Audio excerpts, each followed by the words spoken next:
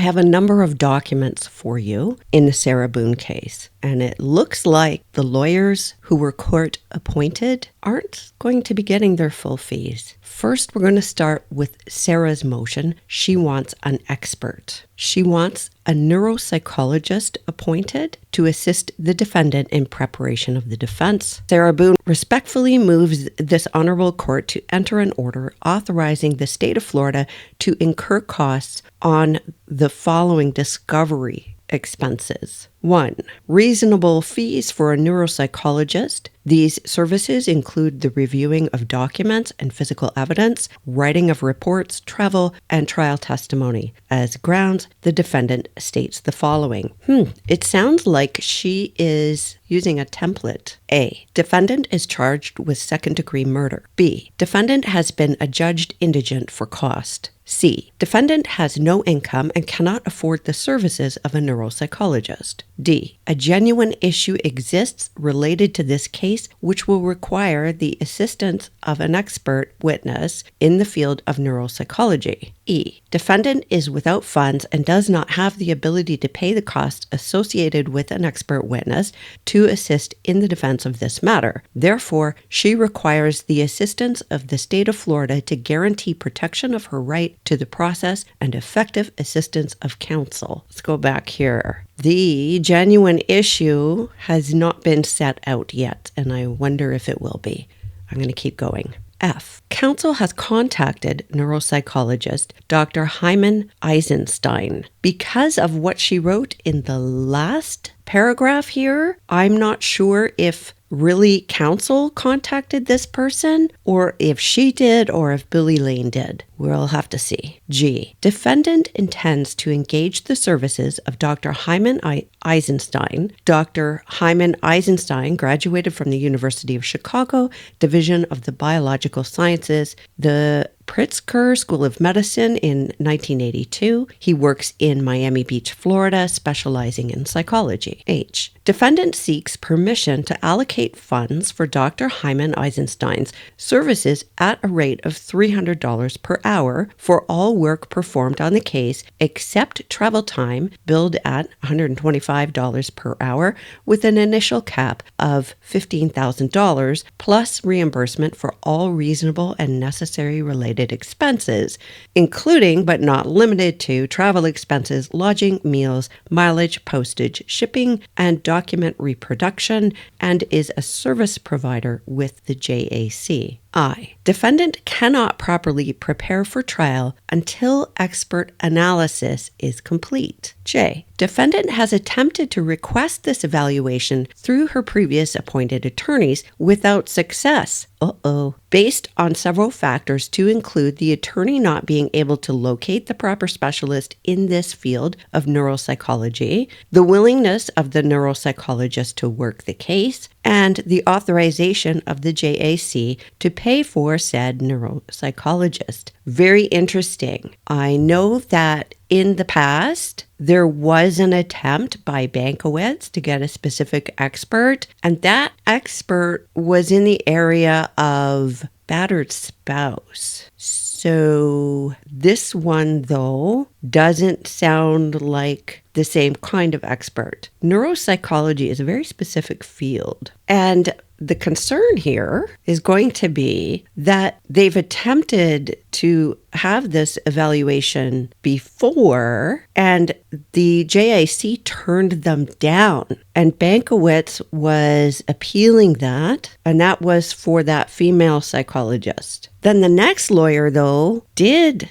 get a expert, a different one, who was willing to work for the fees that were authorized by JAC. You know, if Boone had stuck with either of these two lawyers, she wouldn't be having to go through this request right now. And considering they denied her before, unless she comes up with something compelling, they were probably going to deny her again. Okay. Defendant believes that her pattern of behavior stems from a lifetime of mental and physical abuse and believes she cannot have a proper defense without a neuropsychologist who can evaluate her exposure to this trauma. This is not worded in the way that Sarah usually speaks. And because of my own background, I lean toward believing survivors. However, I also know that sometimes people will use prior trauma as an excuse. And we know that what Sarah calls abuse is often just somebody not giving her way. Having an expert delve into this whole thing would be helpful in sorting out whether or not something did happen to her in her childhood, whether or not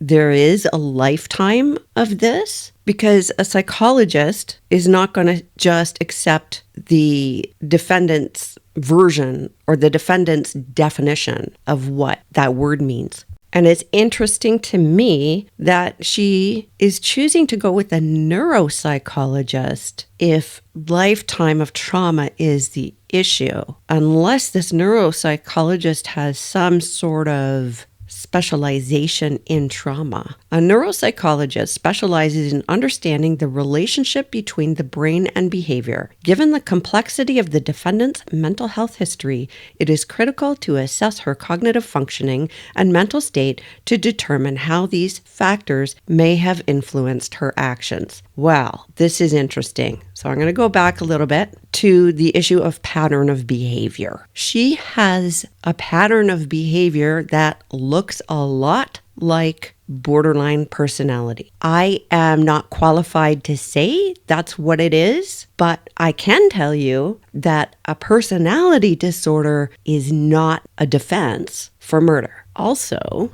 the issue of her cognitive functioning and mental state. Well, there are a few issues here.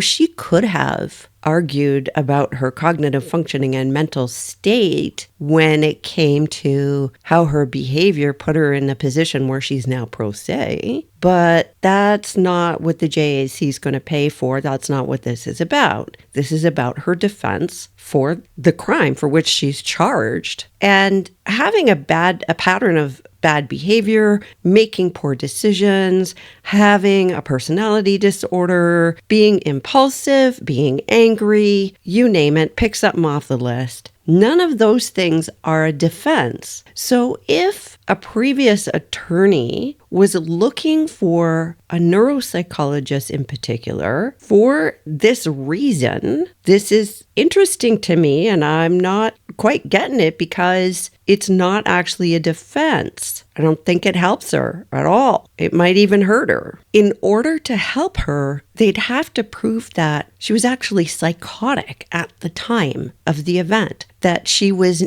unaware of what her actions were, that she didn't know right from wrong, that she wasn't in touch with reality at all, not just that she has a personality disorder and was being mean. You can't say, well, I'm a mean person because crap happened in my life, and so this is just how I am, and so I should get away with everything. It doesn't work like that. Wherefore, the defendant, Sarah Boone, by way of pro se, respectfully requests to this honorable court in conclusion for payment of costs and appointing neuropsychologists to assist the defendant in preparation of the defense. Anything she does, she's going to have to let the prosecution know, and they can get their own expert then. And she might not like that. She would be subjected to another examination. So JAC has responded to this, and they say, the defendant is seeking authorization for $15,000 at a rate of $300 per hour, services, and $125 an hour for travel for specialized mental health expert. Based on JAC's records, the court previously authorized $3,000 at a rate of $200 per hour for a defense mental health expert.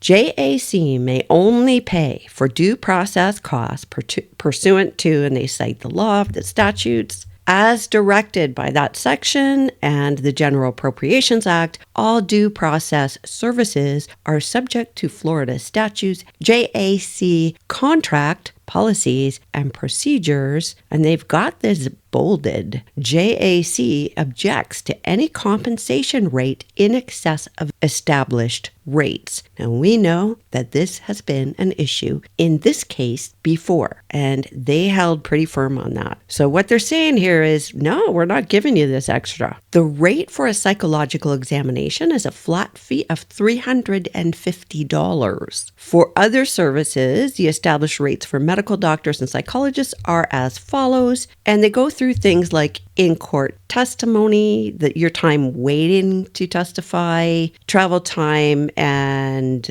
out-of-court services. And for the out-of-court services, the fee is much, much lower. There is no way they're going to agree to so much more. The defendant has the burden to show the particularized need for an additional mental health expert. The defendant needs to show the services of the expert is necessary for the defense of the case. I'm just going to go back up here. The flat fee of $350, well, a neuropsych, if that's what she's going to have, this is like an all day or a half a day kind of examination. Nobody's going to accept $350 for that. And that isn't even including any portion of an examination where the doctor talks to the defendant. It takes a great amount of time just to go through the battery of tests for the neuropsych, unless this neuropsychologist is not going to do an actual neuropsych exam. And when they say the defendant has the burden to show the particularized need, it means you can't just say, yeah, I need this. And she's going to have to show that I need precisely this kind of expert. 6. As enunciated by the Florida Supreme Court, a party seeking due process costs has the burden to establish 1. the particularized need for the due process services, and 2. prejudice arising from the denial of the due process services. She is going to have to show not only that she needs that very specific service, but she's also going to have to show why it will prejudice her case if they don't give it to her. And she has done neither here, in my opinion. If the judge wants to cut her some slack, she's still going to have to come up with an actual argument aside from, I want it and I think someone else wanted it, and my history impacts my behavior. And that's an issue in itself, because that is actually not a defense to what she's charged with. So she's going to have to do more than she has. And if Bankowitz had trouble, I can't imagine that Sarah is going to fare better. But you never know. 7. The determination of whether to appoint an expert is within the broad discretion of the trial court. An indigent defendant must show the trial court that there exists a reasonable probability both that an expert would be of assistance to the defense and that denial of expert assistance would result in a fundamentally unfair trial. And they cite case law here. 8. The defendant also has the burden to establish diligent efforts to obtain services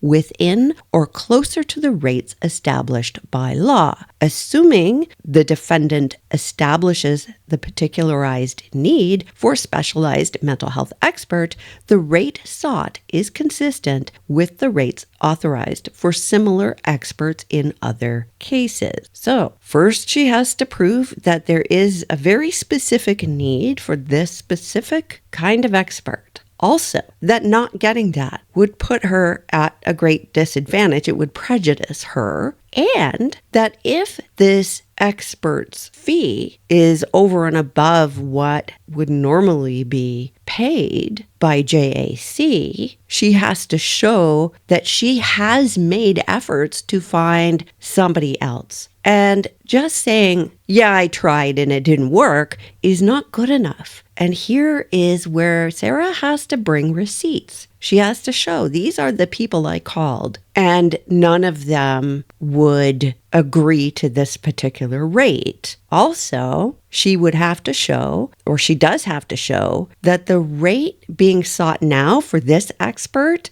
is similar to the rate of other experts in that field. 9. If any providers desire direct payment, the JAC's procedures require the vendor to execute the appropriate contract and follow JAC's billing and audit procedures to obtain payment. 10. JAC does not request to participate in any hearing set in this matter.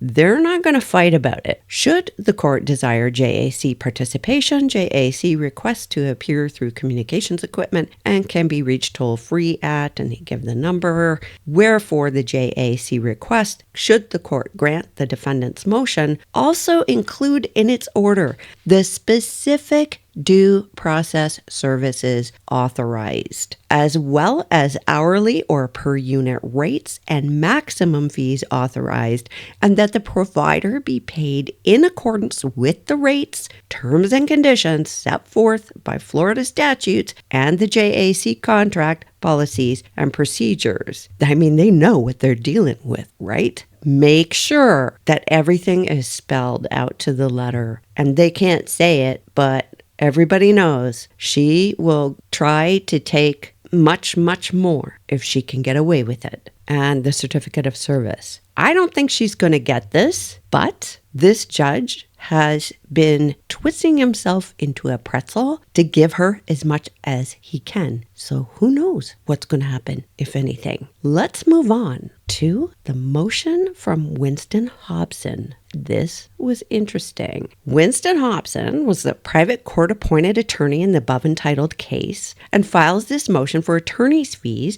pursuant to section, they name the section, and here are his reasons, or in support of his request. Winston Hobson was duly appointed to represent the defendant September 8th, 2023. The undersigned is now billing on this cause because the case has reached final disposition in this representation. The JAC's response to the billing was to object to the flat fee amount of $15,000 for attorney's fees, and a hearing is requested. A copy of the objection letter is attached. A copy of the order of June 28, 2024 is also attached. And I will go over the rejection letter with you as well. The undersigned counsel represented the defendant from the date of the appointment through February 9th, 2024, when the court discharged counsel and appointed attorney Patricia Cashman. Defendant now represents of herself, I think they just mean herself, after discharge of attorney Cashman. The order of appointment of undersigned counsel is on file with the JAC. The defendant was ordered to represent herself. And by the way, this page, this entire document that I'm looking at here is blurry. It's not my screen. It's the way it was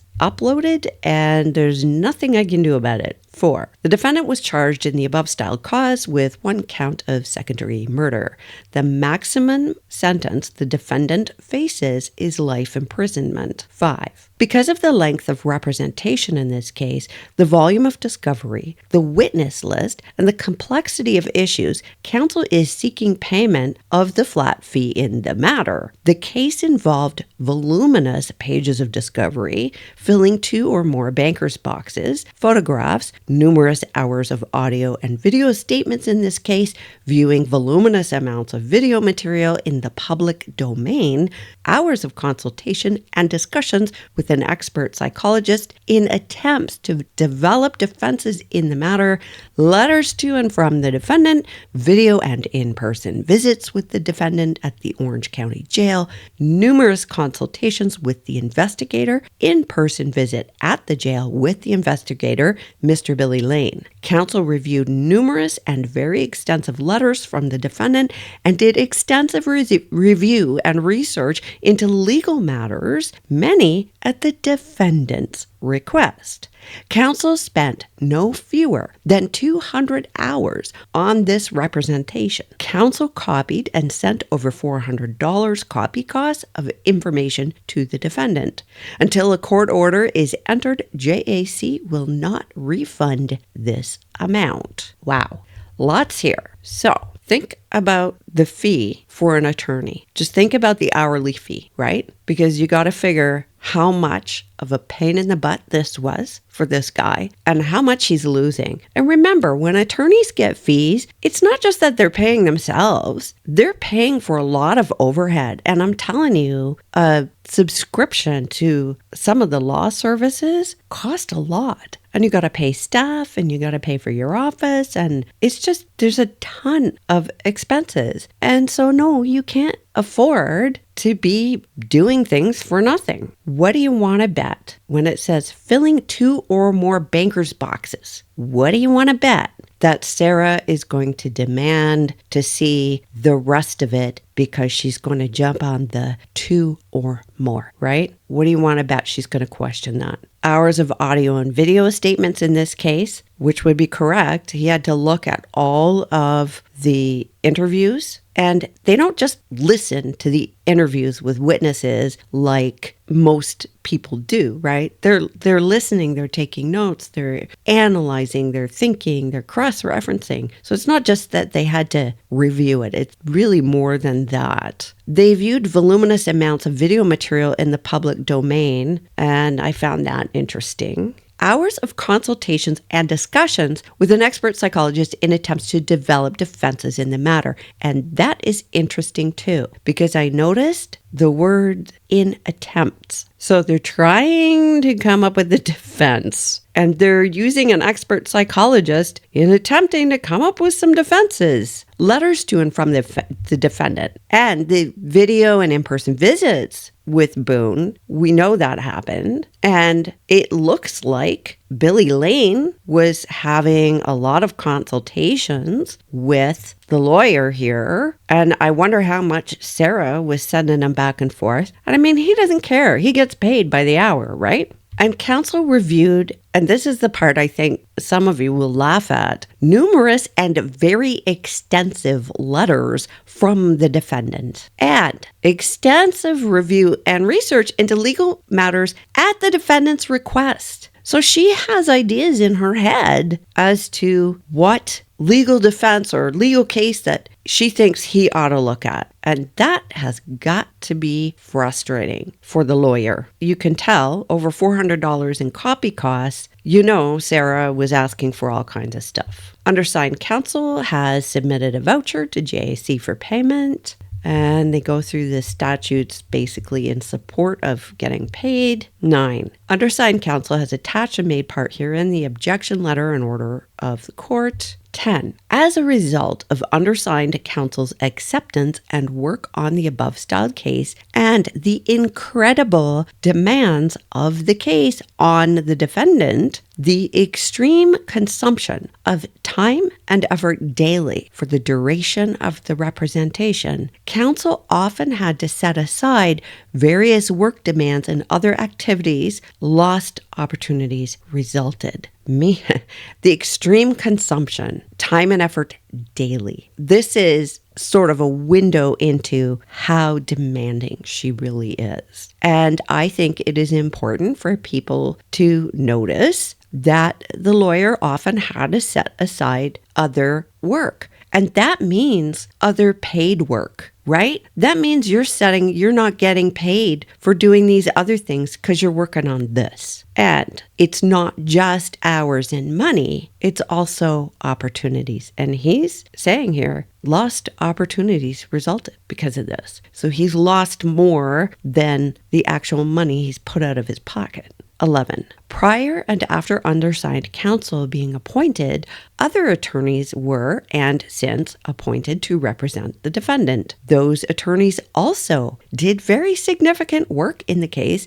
as evidenced by their motions for attorney fees with various attachments. They, too, were rejected by JAC to receive the flat fee amount in this case. That means all of these lawyers who have represented Boone, they're not getting their money out. They're not even going to get out what they put in. This is really bad. So before everybody feels all sorry for poor Sarah, she's costing people money, and a lot of it. And somebody's got to pay, and it's not going to be Sarah. And I'm going to repeat what I've said before, which is Sarah has behaviors and everybody else suffers consequences, not her. 12. Because of what is outlined above and the work done by the attorneys failing to pay each, the flat fee would be confiscatory. Oh. So Hobson here is actually advocating for all of the attorneys who have represented Boone. He thinks because of the volume of work that they all had to do for her, and because of what they all had to pay,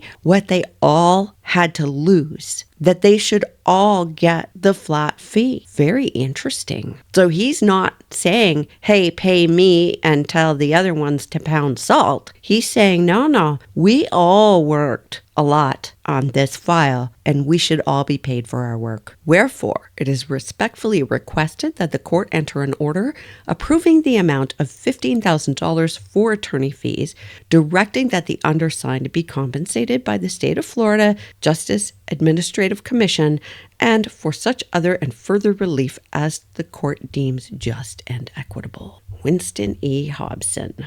And here is the letter of objection and request for hearing from the JAC. So this was received by Hobson, looks like July of this year. So, dear counselor, JAC reviewed your intended billing affidavit and documentation in the above matter for compliance with statutory and JAC contractual requirements. JAC objects to your billing for attorney fees in the amount of $15,000 for the following reasons. Your date of appointment on this case was 9/8/2023. The legislature established flat fees of $15,000 for representation of felony non-capital murder cases, multiple attorney case.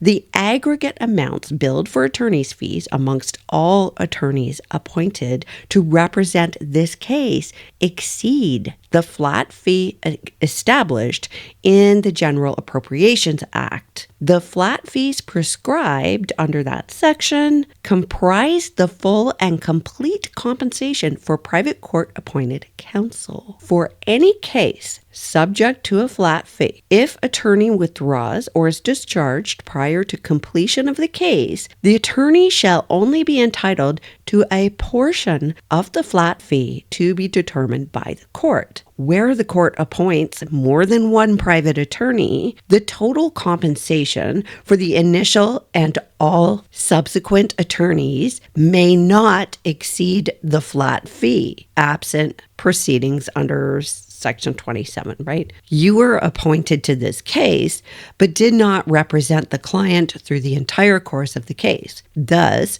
the court appointed more than one private attorney to represent this client. The court must apportion the flat fee among all the private court-appointed counsel who worked on the case. In this matter, you were the third of four attorneys appointed to represent the defendant. Wow. This flat fee of $15,000 should have covered the entire case. So let's say you fire one lawyer and you hire another one. Well, if your budget's $15,000 for the whole thing, it's got to be split, right? Well, Hobson was the third of four attorneys, and I cannot imagine, given the amount of work and the demands of this defendant and what Hobson has set out just in his paperwork here. So this is not even considering what everybody else did, like Bankowitz and Cashman, and right? The costs, what this cost the lawyers is going to far exceed $15,000. There is no way $15,000 covers all this. And for those who are saying, well, but she should have got another attorney, they should have given her one more chance. Well, who's paying for that? Because it looks like these lawyers are all going to lose unless the judge intervenes. Because the court must apportion the flat fee among all private court-appointed counsel, the matter must be heard before the court in a single hearing. You will need to coordinate the hearing date and time with JAC and all attorneys listed below. In this case, the following private court-appointed attorneys represented the client during the following periods: Conselo, Bankowitz, Hobson, Cashman. The trial court will decide the amount of compensation which each attorney is entitled. As to your representation, the decision is based on work performed from 9/8/2023 to your discharge from the case on 2/9/2024. And here is where it gets difficult. So there's 4 of them, and they all did a lot of work. There's no way $15,000 covers this. There is no way. Oh, and look, under each name, Bankiewicz, not each one. Mark Consuelo has not billed yet, but has the case open. But Bankiewicz billed it for the flat fee. So this is going to be interesting. I don't know that we'll get to hear this hearing, but I would like to. And I think it would be educational, or at least informative or interesting for the public to hear this and to hear how much work goes into something and how little they're really paid. And in this case, they're losing money. If the attorneys are agreeable to a division of the flat fee, the attorneys may execute an attorney settlement agreement for splitting flat fee located at, and they give that web address. But then here's the other thing. So now they got to go and fill out more paperwork and negotiate and discuss. And so it's just more work for them that they're not going to get paid for. Compensation in excess of the flat fee. When the attorney seeks total compensation in excess of the flat fee, the attorneys must follow the procedures and requirements established in these sections. Pursuant to this section, the motion for attorney fees must be filed with the chief judge. The chief judge or designee must hold an evidentiary hearing on the issue of whether to exceed the flat fee. The order to pay will require written findings that the fees claimed are reasonable. The order to pay must identify the unusual and extraordinary nature of the time and efforts associated with the representation which warrant exceeding the flat fee. The attorney shall have the burden to prove the entitlement to attorney's fees, costs, or related expenses. Your motion to the court to approve compensation must state whether JAC objects to any portion of the billing or the sufficiency of the documentation. A copy of this letter of objection must be attached to your motion for attorney's fees. JAC requests a hearing on your motion and requests to appear through communications equipment such as video conferencing. JAC registry contract requires that you serve a copy of your motion upon JAC and provide 20 days notice of any hearing on your motion. So this isn't going to happen quickly. So now they're going to have to get a date and still provide 20 days notice. The rest of these pages are just that order that you already know about, that we've already read when Sarah ended up becoming pro se. Wherever Sarah goes, there seems to be drama and grief, and those are the documents. That's all I've got for you for now. Trust your gut. I'll see you in the comments.